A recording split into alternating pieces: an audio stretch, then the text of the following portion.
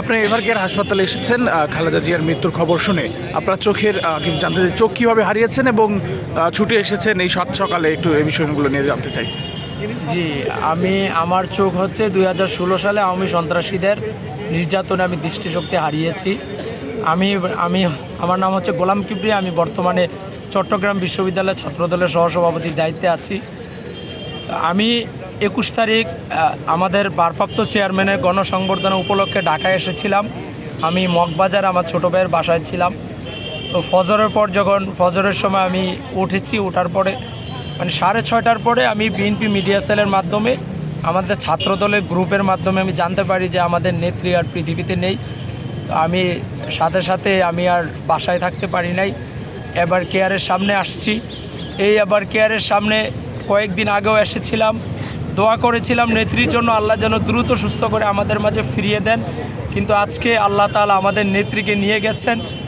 এই যে শূন্যতা, এই যে বিদায়ের তো কিছু ধরন থাকে, সব বিদায় বেদনার হয় না, কিন্তু আজকের এই নেত্রীর বিদায় আমাদের জন্য লক্ষ কোটি আমরা যারা নেতাকর্মী আছি আমাদের জন্য এক মর্মান্তিক যন্ত্রণার কারণ। আমাদের হৃদয়ে রক্তকরণ হচ্ছে। ওদের স্বপ্ন পূরণে পাশে থাকতে পেরে আমরা গর্বিত, কারণ আমরা যারা তৃণমূলের নেতাকর্মী, যা হাজার হাজার নেতাকর্মী, আমরা হত্যাকাণ্ডের শিকার হয়েছি, আমরা নির্যাতন নিপীড়নের শিকার হয়েছি, কিন্তু আমাদের নেত্রী বেগম খালেদা জিয়া ছিলেন একজন ধৈর্যের পথিক। কিভাবে জেল জুলুম নির্যাতন নিপীড়নের মধ্য দিয়ে আপোষহীনভাবে মাথা উঁচু করে থাকতে হয়, সেটা আমরা বেগম খালেদা জিয়ার মাঝে দেখেছি। আমি তো দৃষ্টিশক্তি হারিয়েছি 16 সালে, আমি 12, 13, 14, 15 সালে, এই 4 বছর আমি রাজপথে যখন ঢাকাতে অ্যাক্টিভ ছিলাম, তখন মহাসমাবেশগুলোতে আমি সরাসরি আমার নেত্রী বেগম খালেদা জিয়াকে দেখার সুযোগ হয়েছিল। তাকে দেখলে মনে হতো যে তিনি একজন দেশপ্রেমিক, তিনি একজন গণতন্ত্রগামী একজন নেত্রী।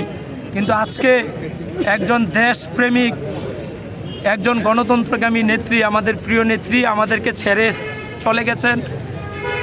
আজকে বেগম খালেদা জিয়া তার সারা জীবন একটি গণতান্ত্রিক বাংলাদেশের জন্য সংগ্রাম করে গেছেন। মাটি ও মানুষের ন্যায্য অধিকার প্রতিষ্ঠার জন্য তিনি সংগ্রাম করে গেছেন। আজকে তিনি বিদায় নিয়েছেন আমাদের মধ্য থেকে। তার এই বিদায়কে আল্লাহ তাআলা যেন শহীদি মর্যাদা দান করেন এবং তার স্থান যেন জান্নাতুল ফেরদাউসে হয়, সেই জন্য আমি দোয়া করি, দেশবাসীর কাছে অনুরোধ করি, এই গণতান্ত্রিক সংগ্রামকে যিনি একটি প্রতিষ্ঠিত রূপ দিয়েছিলেন, আমরা খুব খুশি হয়েছিলাম, আল্লাহ তাআলার নিকট শুকরিয়া আদায় করেছিলাম যে আমাদের নেত্রী শত অসুস্থ থাকার পরেও একটি ফেসিবাদ মুক্ত বাংলাদেশ তিনি দেখে গিয়েছিলেন।